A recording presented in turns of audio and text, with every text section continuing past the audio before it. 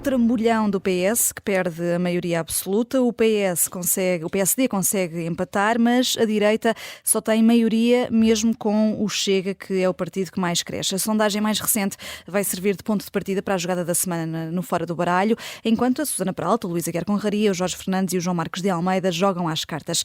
Vai ser na segunda parte. Para já o baralho está pronto. Vamos lá começar a distribuir algumas dessas cartas.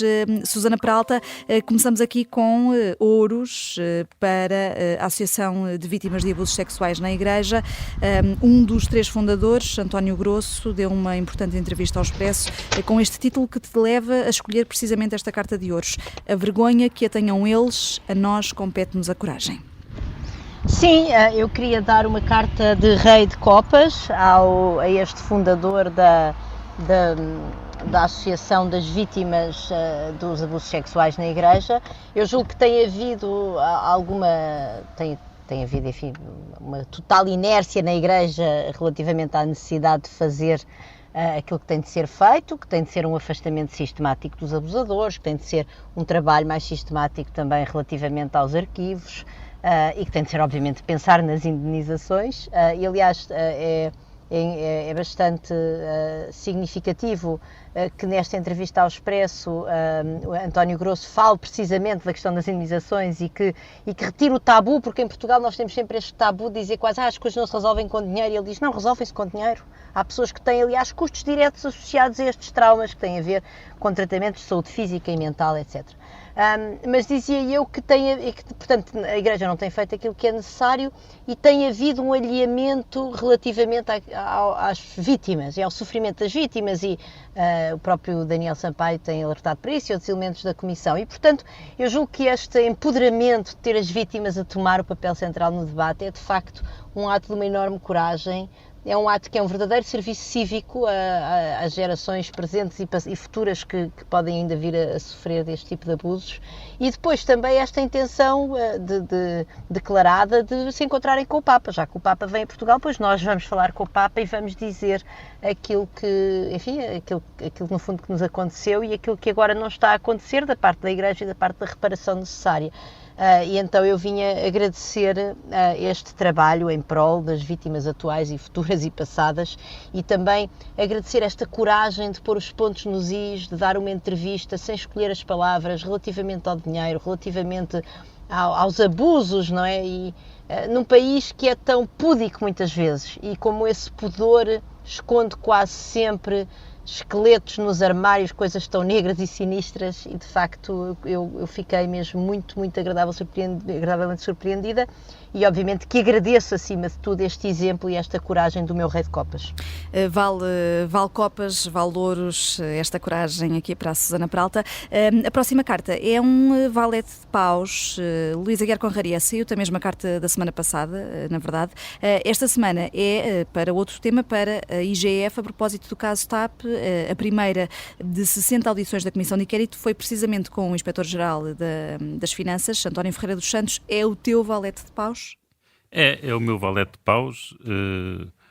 Paus por ser negativo, quer dizer, a justificação que é dada para não ter ouvido presencialmente a CEO da TAP eu não sei como classificar de outra forma que não absolutamente ridícula. Como é que alguém se pode queixar? Já estamos na terceira década do século XXI, o inglês é uma prioridade desde há não sei quantos anos, e como é que alguém pode usar como justificação, ainda que parcial, o facto da senhora dar as entrevistas em inglês? Inglês nem sequer é a primeira língua da senhora, quer dizer, ela é francesa, portanto, usar essa desculpa como um handicap para o entrevistador e, portanto, a justificar assim o não a convidar. E depois valete porque, de facto, isto e outras coisas indiciam que ele esteve a prestar um serviço que não foi verdadeiramente... Não quer ser demasiado duro, portanto, não quer dizer, se calhar, não levar demasiado longe o argumento de que esteve a prestar um serviço, mas pelo menos que não foram verdadeiramente independentes. Em primeiro lugar, porque só esta desculpa de achar que, ao entrevistar a senhora, ela iria estar a tentar fugir às perguntas, é partir de um pressuposto em relação à atitude da pessoa que não é aceitável. Logo, como ponto de partida, isso não é razoável. Parte-se do princípio que as pessoas respondem com verdade às perguntas que lhes fazem e têm tempo para fundamentar as respostas, têm tempo para haver contra-perguntas, têm tempo para haver contraditório, portanto, essa justificação é péssima. Mas depois, todo o tom da entrevista, todo o tom da intervenção mostra uma tentativa de desculpabilização de tudo o que viesse quer do Governo, quer principalmente do Ministério das Finanças. Quer dizer, não cabe, penso eu, ao diretor da IGF dizer que os ministros ou que a tutela não têm de saber as leis. A forma como desculpou o administrador financeiro, que foi uma coisa até para a qual já tinha chamado a atenção quando discutimos isso uma vez antes, que houve alguém que passou um cheque de 500 mil euros, e esse alguém, a partir é o administrador financeiro, que penso que, portanto, terá sido apontado pelo Ministério das Finanças. Isso para dizer que a alegação de ignorância do lado do Ministério das Finanças também tem aqui alguns pés de barro. Quer dizer, desculpou completamente a dizer que não era das funções dele. E o próprio já esteve ontem também na comissão de inquérito à TAP e diz que não conhecia, não participou, não negociou, não elaborou qualquer acordo. Não, ele é de uma sonsice tremenda. Ele disse que não conhecia formalmente, que foi informado informalmente uns dias antes. Eu não sei, eles querem o quê? Papel azul de 25 linhas com selados para as informações serem formais? Quer dizer, tudo isto me pareceu aqui ser um pouco uma tentativa de desculpabilização do Ministério das Finanças e daí, daí a escolha do valete no sentido de mordomo de alguém que serve. Portanto, esta carta de paus, mais um valete aqui escolhido pelo Luís Aguiar Conraria.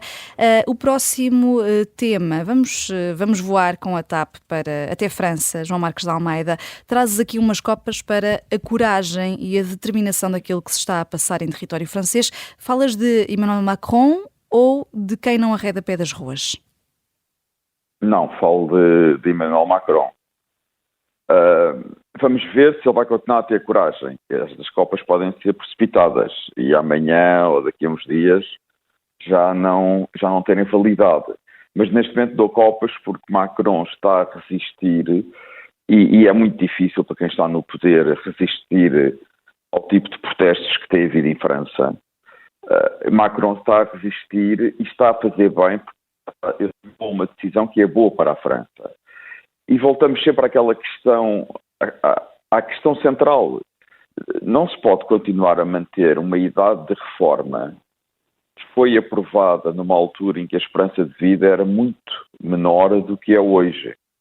Portanto, nós não podemos ter sociedades onde as pessoas basicamente produzem e contribuem com impostos para o Estado Social e para a Segurança Social durante um terço da sua vida. Não podemos. Quer dizer, não, é insustentável. É muito simples, é insustentável. E Macron sabe isso muito bem, não é só Macron que sabe. Todos os governos europeus sabem isso. Como um dia disse Juncker, antigo Presidente da Comissão Europeia, antigo Primeiro-Ministro de Luxemburgo, todos nós sabemos o que é que tem que ser feito. O problema é fazê-lo e ganhar eleições a seguir. É verdade que Macron já não vai concorrer mais a eleições, não pode fazer um terceiro mandato. No primeiro mandato ele recuou perante os coletes amarelos, portanto, de certo modo, também está a pagar por esse recuo durante o primeiro mandato, mas agora está a ter coragem. E, além disso, é preciso ver, quer dizer, que na maioria das manifestações, sobretudo dos protestos, sobretudo naqueles violentos, não são reformados a maioria dos participantes. Portanto, há toda uma série de grupos radicais que aproveitam a contestação social para trazer o caos e a violência para as ruas da França. E isso é inadmissível. E o Estado tem que impor a sua autoridade. Quer dizer, não pode haver... Macron tem legitimidade política para fazer a reforma que está a fazer. Há legitimidade para se fazer greves e para contestar socialmente. Mas não é para usar a violência do modo que se está a usar e que é aproveitado por grupos radicais. E, nesse sentido, Macron tem sido firme. Espero que continue a ser. Antes de mais, a reforma é importante para o futuro da França, mas, além disso, o que está também em causa é a legitimidade política do Presidente da República e é a autoridade do Estado. E é fundamental manter a autoridade do Estado perante estes casos de violência. A viabilidade da segurança social é um problema em Portugal, em França, em Espanha. Cá tivemos aqueles protestos também com a TSU. Em todos os países europeus. Quer dizer, isto é uma injustiça. E muitos dos reformados atuais que ainda vão ganhar as suas reformas de acordo com o que estava previsto, e eu sei que é muito complicado reduzir reformas, é uma questão muito complicada, mas também temos que pensar nas gerações futuras e em muitas pessoas que estão a entrar no mercado de trabalho, e algumas que já estão no mercado de trabalho há 10, 15, 20 anos e que descontaram e que seguramente não terão grandes reformas. Portanto, é isso que está em causa. Ou se reforma para ter uma justiça intrageracional para todas as gerações, ou então não há reformas e as próximas gerações pouco terão. Parece, Luísa Aguiar Conraria, que é cada vez mais difícil fazer reformas em países democráticos. Isto mesmo não estando aqui a questionar o mérito ou o demérito dessas reformas. Este tipo de reformas é muito difícil de levar a cabo porque a população está a envelhecer e, portanto, quer dizer que o peso nos votos da população envelhecida é cada vez maior.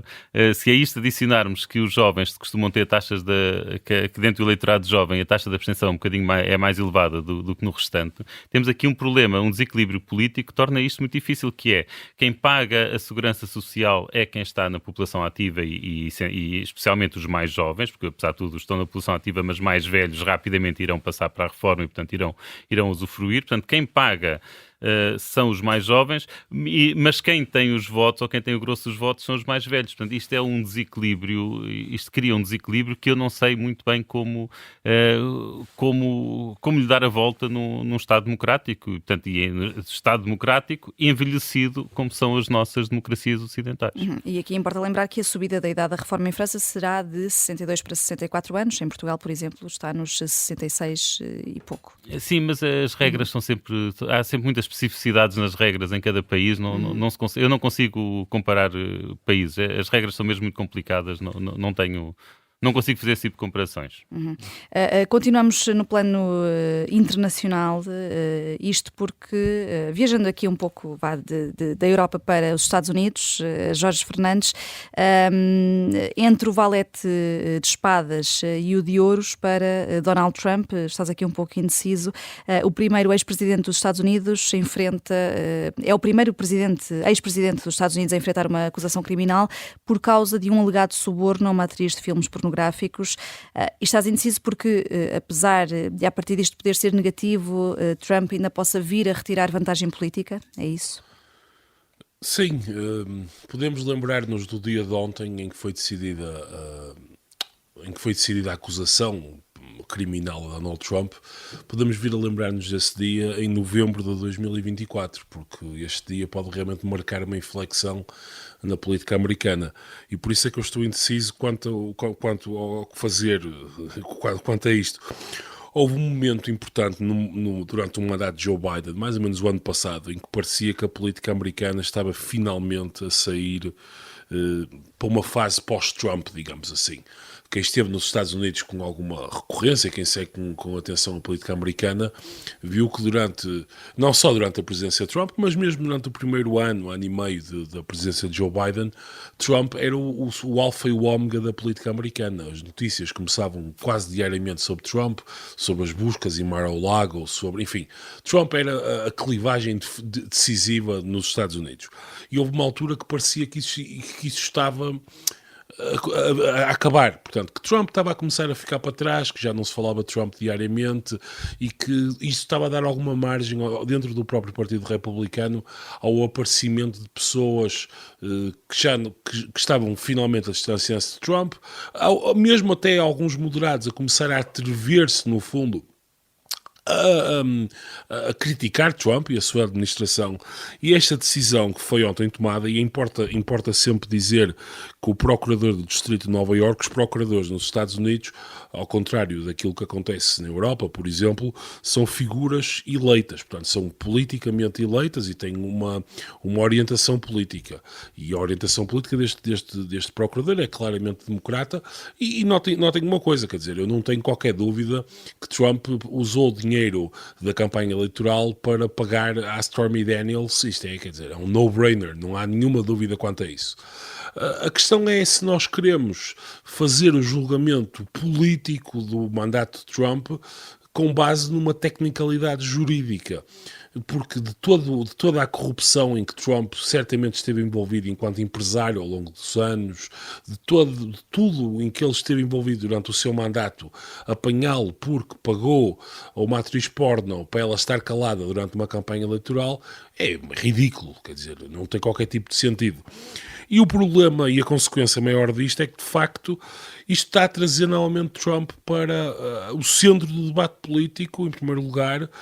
Algumas pessoas do Partido Democrata, aliás, a começar por Ron DeSantis, que estavam claramente numa rota de afastamento de Trump, já vieram dizer que isto é politicamente motivado e, portanto, nos próximos meses, em vez de começarmos a debater alternativas a Trump, alternativas dentro do Partido Republicano, política em geral, vamos estar a debater novamente o Trump, continuadamente. E isto, para quem segue a política americana, sabe que ele vive disto. E, portanto, eu não sei até que ponto é que é inteligente estar a trazer novamente Trump para o centro do debate, e eu penso que o procurador, eu percebo que, visto de Nova Iorque, isto pode ser um caso que pode fazer a carreira de alguém e, portanto, não nos esqueçamos das potenciais motivações políticas e eleitorais do procurador de Nova Iorque, mas acho que pode prestar um desserviço à política norte-americana e à democracia, e em novembro de 2024 podemos nos arrepender amargamente disto. É também esse o teu receio, João Marcos de Almeida, agora com Trump de novo na ribalta, que tenha aqui outro tipo de consequências? Tenho esse receio e, sobretudo, acho patético. Nós muitas vezes queixamos-nos, e com razão, da lentidão da justiça em Portugal, mas este caso remonta a 2016. As autoridades judiciais do Estado de Nova Iorque precisaram de 9 anos para fazer uma acusação, e logo na altura em que está a começar a campanha primária, as primárias no Partido Republicano. Isto parece que foi alguém que quer que Trump beneficie politicamente e se vitimize e possa ganhar as primárias do Partido Republicano. Como é que é possível estarem 9 anos a investigar para fazer uma acusação de uma questão menor, como disse o Jorge, com toda a razão? Quer dizer, é preciso 9 anos para fazer uma acusação de uma questão destas. Acho uma coisa extraordinária, sinceramente, e acho que pode ser politicamente muito negativo. E para ti, Luís, temos muito a aprender com os norte-americanos? É verdade, quer dizer, uma pessoa vê este escândalo com o Trump, que é basicamente com uma atriz porno. Muito antes dele, Kennedy andava metido com Marilyn Monroe, Clinton com Jennifer Flowers, que até disse que estaria disposta a identificar o pênis dele. A Marilyn Monroe não era uma atriz porno, Luís, quer dizer... Portanto, Jennifer Flowers, que até se disponibilizou para identificar o pênis de Bill Clinton num line-up ou então em fotografias, porque sabia identificá-lo. Com a Mónica Lewinsky atrasaram a assinatura de acordos de paz enquanto ela estava a acabar o sexo oral na Sala Oval. Quer dizer, vamos à França e temos Mitterrand com vários casos. François Hollande chegou a mascarar-se e a fingir que era entregador de pizzas para ir ter com a sua amante. E nós em Portugal não temos nada. Nós em Portugal não temos nada, pá. Os políticos não têm amantes em Portugal. António Costa, Marcelo, mexam-se, pá, deem-nos alguma coisa de jeito. Quer dizer, em Portugal, o mais próximo que nós temos, o mais próximo que nós temos em Portugal disto foi o caso de Sá Carneiro com a Senua Cassis, mas nem sequer foi escândalo sexual. Ele disse que se tiver de optar entre o amor e a carreira política, opte pelo amor. Portanto, foi um caso de amor. É um caso de amor, pá, nem sequer é um escândalo sexual, pá. Bom, vamos lá pôr ordem Marcelo e António Costa, façam alguma coisa para animar a política portuguesa. Fica este apelo no final desta primeira parte do Fora do Baralho. Voltamos já a seguir.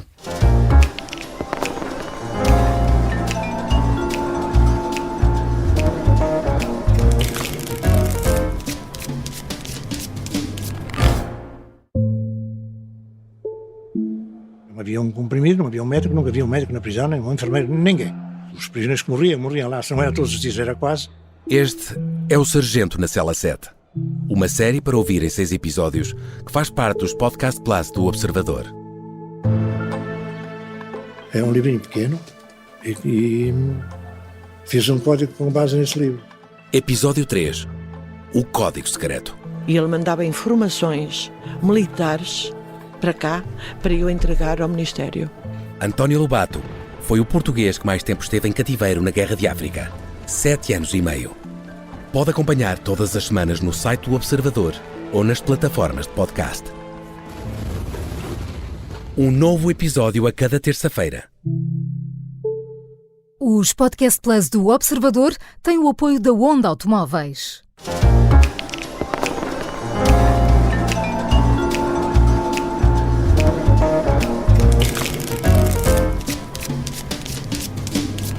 O Governo armou literalmente a tenda em Almada para mais uma conferência de imprensa e um PowerPoint sobre o pacote mais habitação.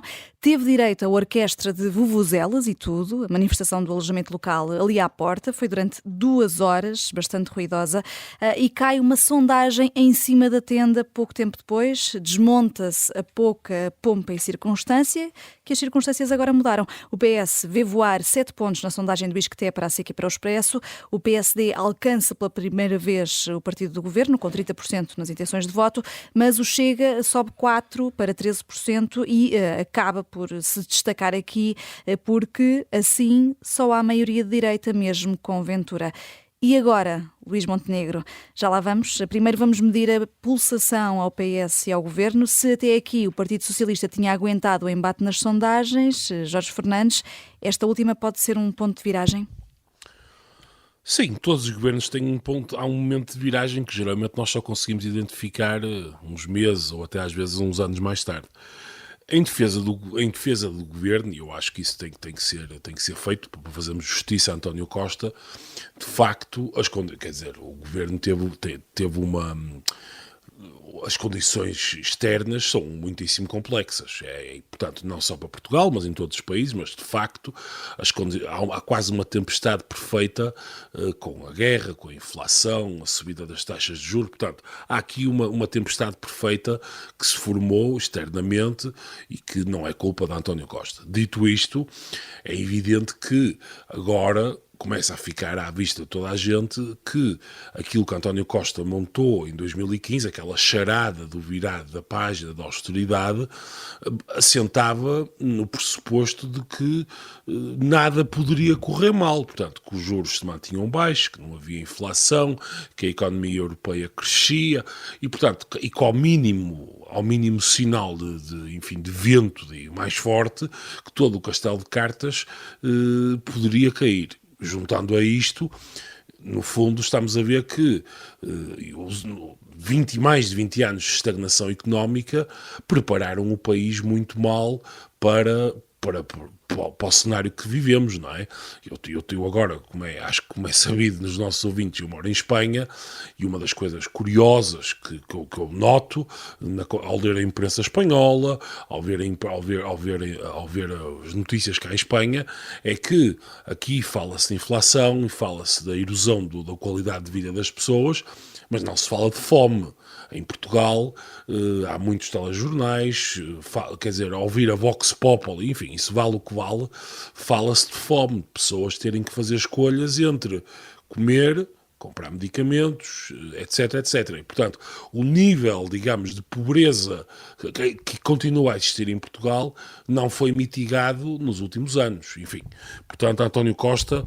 E, portanto, neste momento a fatura política está a chegar a António Costa.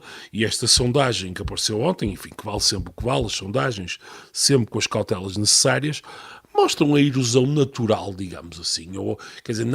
Passaram 7 anos de governo, aquela maioria absoluta bem um bocadinho requentada, como disse Marcelo Rebelo de Sousa, e, portanto, de alguma maneira, leva-nos a nós que estamos de fora a examinar o governo como se ele fosse um governo novo, mas de facto é um governo que já tem 7 anos e, portanto, é natural que António Costa, como qualquer primeiro-ministro, de resto, ao fim de tanto tempo, esteja relativamente cansado, com poucas ideias. António Costa está a tentar relançar o jogo com o lançamento de programas, etc., mas que são meros PowerPoints, como está à vista toda a gente. E, portanto, António Costa está com dificuldades. O interessante agora digamos, o que é difícil para a democracia portuguesa é que a alternativa está-se a construir, e está-se a construir no sentido de que parece já ser claro pela primeira vez que existiria uma potencial rotação de poder. Agora, essa rotação de poder vai pôr um dilema muito importante para a democracia portuguesa, que é a rotação de poder, que é importante para a democracia, a existir, terá de incorporar pela primeira vez desde o 25 de Abril uma força política que tem alguns contornos que são complicados, para pôr a coisa de forma suave, e portanto isso poderá ainda dar um bocadinho de gás ao governo de António Costa e colocar algumas reticências aos portugueses e ao eleitorado antes de fazer a rotação de poder, mas enfim, mas este momento é um momento interessante. Se é uma não de viragem, veremos daqui a uns meses ou daqui a um ano ou dois. Mas já que estás a falar dessa alternativa que, como dizes, está a construir-se, estará mesmo, João Marcos de Almeida, Luís Montenegro vai ter finalmente de desfazer o tabu e dizer se aceita coligar-se ou não com o Chega? Bom, aparentemente ontem disse que não fazia acordos com o Chega, não foi? Mas quer dizer, eu acho que a realidade vai impor-se. A pessoa que olha para esta sondagem, e eu concordo que as sondagens, quer dizer, são limitadas, deixam muito a desejar, porque uma coisa é fazer uma sondagem, outra coisa é as pessoas irem votar, e aí é importante, sabem que estão a fazer um voto que tem consequências diretas na governação do país, mas parece óbvio, olhando para a sondagem, que só vai haver uma alternativa a um governo socialista, que é um governo de coligação entre o PSD e o Chega. Aliás, esta sondagem, eu acho que tem quatro pontos interessantes. O PS baixa, e baixou muito, portanto tem 30%, há um ano e pouco teve maioria absoluta, portanto é uma grande baixa em pouco mais de um ano, mas o PSD sobe muito pouco, portanto em condições normais o PSD deveria estar bem à frente do PS e não está, e ainda por cima a Iniciativa Liberal também está a baixar, a Iniciativa Liberal baixou bastante e está em quinto lugar nesta sondagem. Portanto, para onde é que estão a ir os votos do PS e da Iniciativa Liberal? Ninguém sabe, porque a CDU e o Bloco de Esquerda também não sobem muito. Estão nos 5% cada. Aliás, o Chega tem, nesta sondagem, mais intenções de votos do que o PCP e o Bloco de Esquerda juntos. Não é? Mais 3% que os outros dois juntos. E ainda se pode acrescentar o PAN. E o LIVRE. Os quatro têm tanta intenção de votos como o Chega sozinho. Portanto, parece claro que o Chega é o terceiro partido em Portugal neste momento. E há esta grande questão, para onde é que estão a ir os votos que o PS está a perder e que a Iniciativa Liberal está a perder. Supostamente deveriam ir para o PSD, mas não estão a ir. Portanto, é uma sondagem que deixa algumas interrogações. Agora, parece claro que a alternativa que existe para o eleitorado português, uma coisa é o eleitorado português, a votação do eleitorado português, outra coisa é os acordos entre as lideranças partidárias. Para o eleitorado português, se somarmos a votação dos eleitores portugueses, parece que a tendência de alternativa será PSD Chega. Será essa a alternativa ao governo do PS. Mas Luís Montenegro continua sem ser claro, João Marcos de Almeida, sobre esta matéria. Ontem disse que não fazia acordos com o Chega.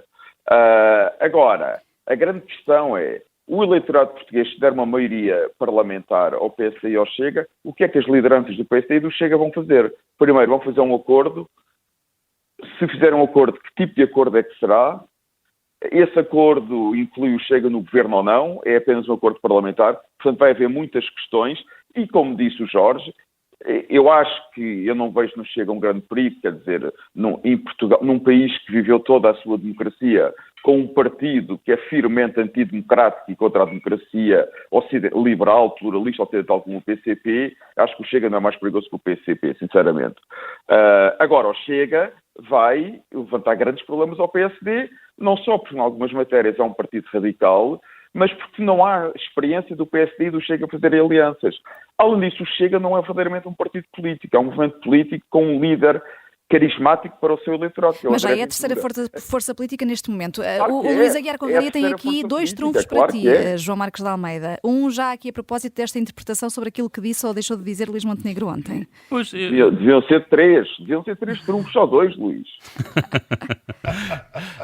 Eu não fiquei com a ideia de Montenegro ter dito que ter afastado as coligações com o Chega. Quer dizer, as interpretações de Montenegro vão sempre pelo menos a interpretação que eu faço é sempre no mesmo sentido, que é, ele diz que não fará acordos de políticas xenófobas e racistas. O que é uma coisa diferente de não fazer acordo com políticos xenófobos e racistas. O que ele diz é que não passará para o acordo nada que seja xenófobo ou racista na interpretação dele, claro. Isto é a primeira coisa que me parece. E aqui também, realmente, não vejo aqui tabu nenhum, sinceramente. Acho que para mim, neste momento, é absolutamente claro que se Montenegro precisar do Chega para governar, que recorrerá ao Chega. Isto para mim já não é sequer uma questão já não é tabu nenhum, ele simplesmente está à espera dos resultados e a tentar ver se consegue, se as sondagens clarificam para poder ter mais uma noção sobre isso. Eu concordo com isso, Luís. A realidade vai impor-se e vai haver um acordo PSD-Chega. Eu concordo com isso. Agora tinha aqui um trunfinho, meio trunfinho, que era relativamente àquilo que tu disseste da IEL ter descido nesta sondagem.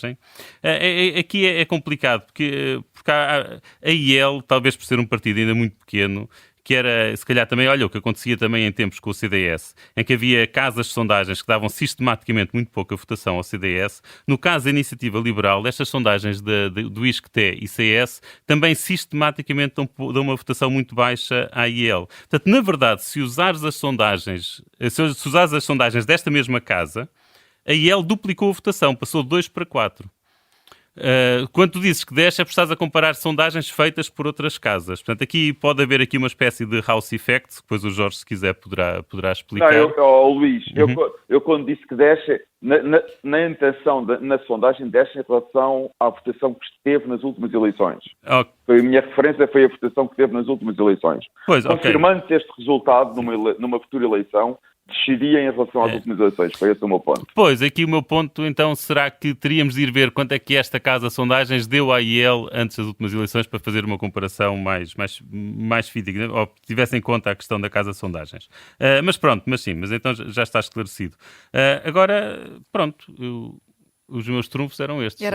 Ao contrário, o João gostaria que eu tivesse um terceiro trunfo, mas eu não tenho nenhum terceiro trunfo. Até ver, que o programa ainda não acabou. De qualquer modo, a Susana Peralta, e já vamos falar também daqui a pouco sobre a esquerda, mas olhando aqui ainda para a entrevista de ontem... A Susana tem a mão cheia de trunfos. A Susana costuma ter, vamos ver, mas olhemos desde já para esta questão da esquerda. Falámos aqui do Chega e do PSD e da tal maioria de direita, também com a Iniciativa Liberal. No que toca a estes votos do PS, estes 7 pontos que voaram do PS de que estávamos a falar há pouco, não parece ser nem para o Bloco de Esquerda nem para o PCP e também para o LIVRE e para o PAN, Luís Aguiar Conraria. Mesmo com toda esta contestação social, na maioria absoluta, os casos e casinhos, o descontentamento em relação ao governo, os partidos à esquerda não estão a conseguir recuperar eleitores.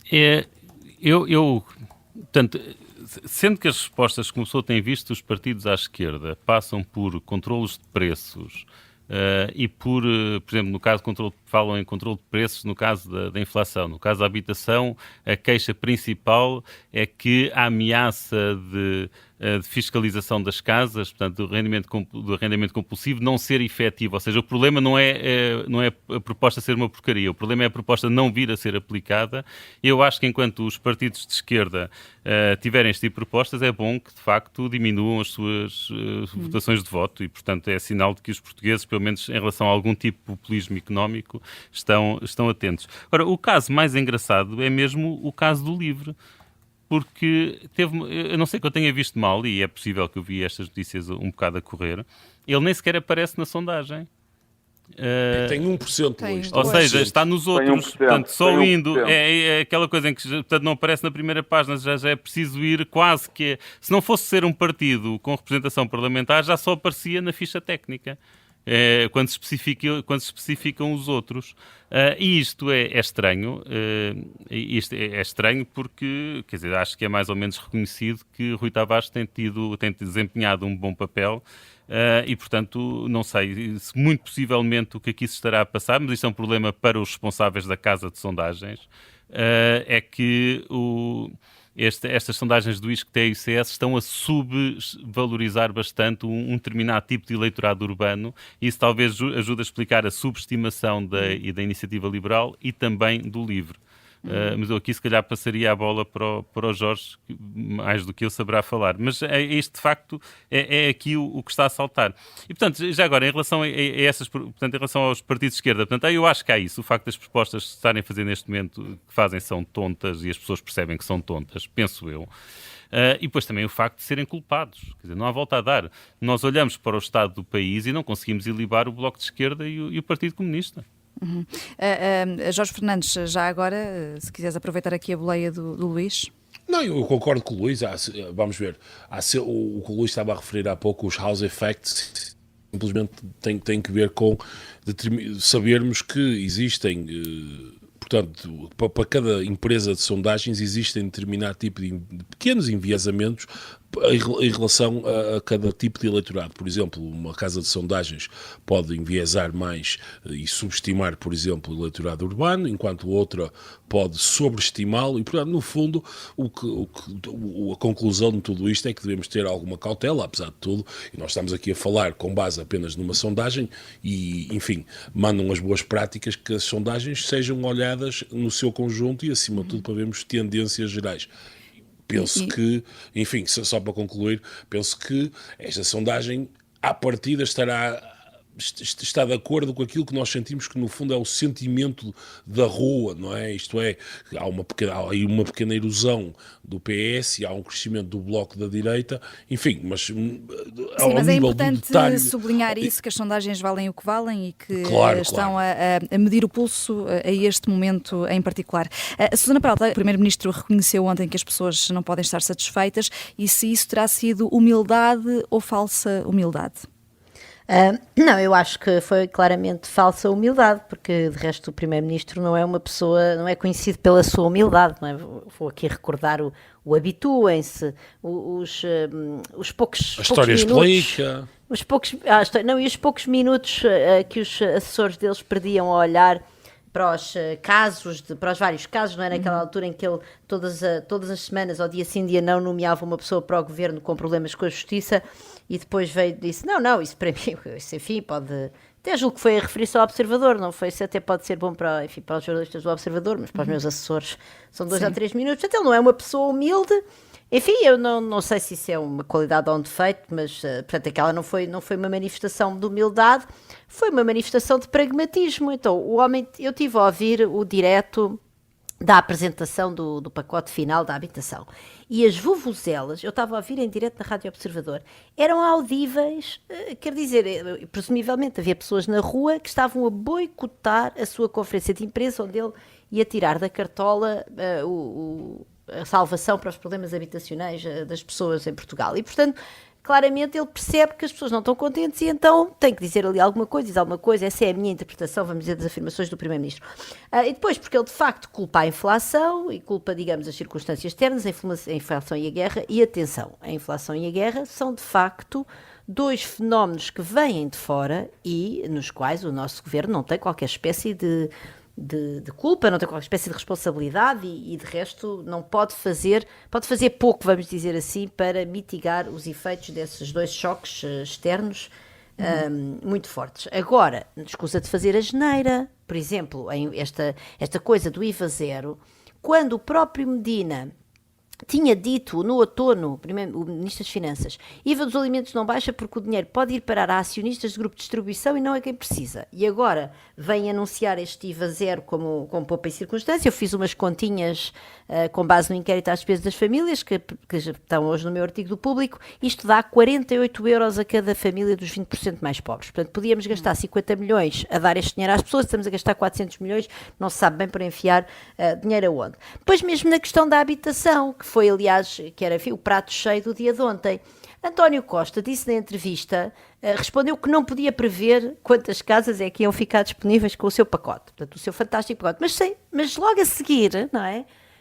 Diz o seguinte, Mas o nosso objetivo é que haja número de habitações suficientes para que quem precisa de habitação possa aceder. Mas quer dizer, como é que ele pode ter um objetivo destes se não consegue quantificar minimamente a medida? E eu devo dizer que isto é muito... Mas o Primeiro-Ministro tem falado até em 26 mil casas para famílias carenciadas até 2024, tendo em conta que é esse assim um número que salta. Mas até a SIC não foi capaz, embora depois há a questão há a construção de casas públicas através do PRR, e aí o Governo, enfim, apesar de com bastante erro, apesar de tudo, consegue prever melhor. E é por essa via mesmo, sim. Marina Gonçalves já tinha dito isso, não é? Já tinha dito, nós nunca damos números, e eu nunca gosto de dar números, precisamente porque o objetivo é chegar a toda a gente. Mas, quer dizer, chegar a toda a gente é dar um número, e é, aliás, dar um número bastante ambicioso. Portanto, isto é... Susana, resta é saber quem é que está mais farto, é os portugueses de António Costa ou António Costa de Portugal e dos portugueses.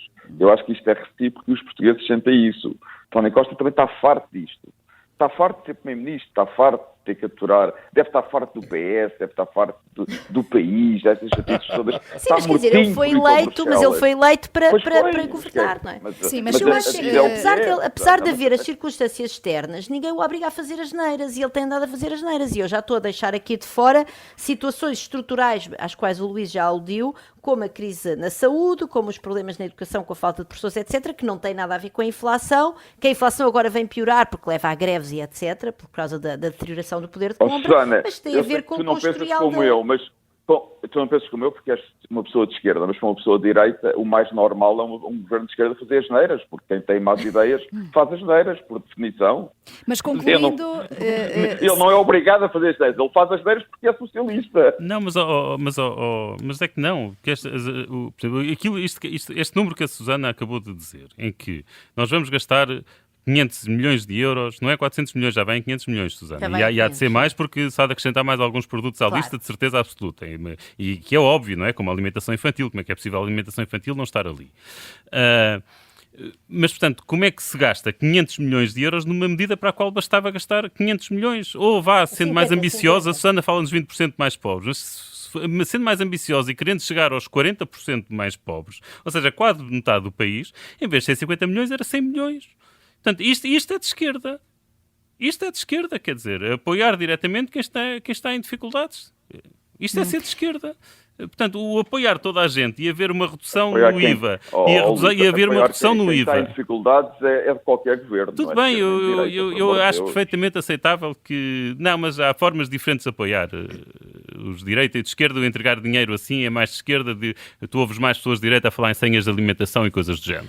Teremos tempo noutras ocasiões para olhar para este plano da habitação. Talvez a frágil estrutura da tenda de ontem seja uma metáfora para este plano. Despedimos-nos com o homem que nos deixou esta semana e fez o jazz entrar em casa das pessoas, José Duarte.